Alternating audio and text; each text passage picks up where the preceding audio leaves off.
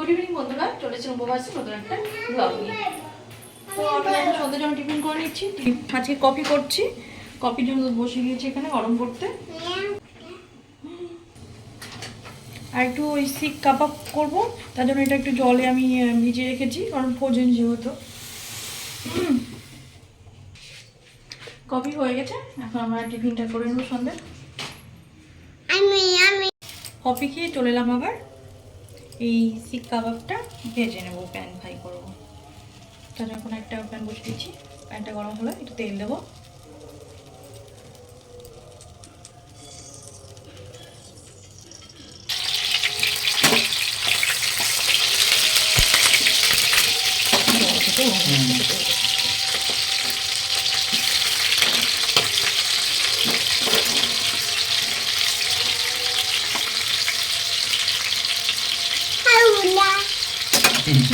এখন ভেজে নিচ্ছে এগুলো।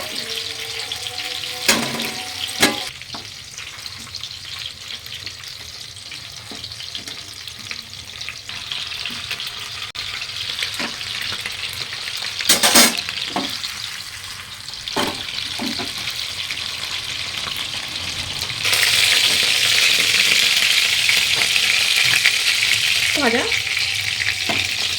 এক পিস হয়েছে, আর পিস থেকে ভেজে নিচ্ছে, ভেজে পাল্টে সব। শিক কাবাব রেডি, আর তার সঙ্গে একটু সস।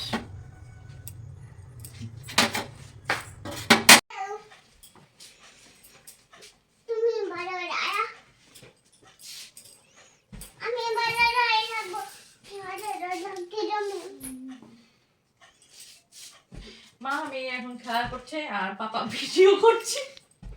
পাপাকে দেখো, বাবা চেহারাটা একটু উল্টো দিকে আছে পাপা।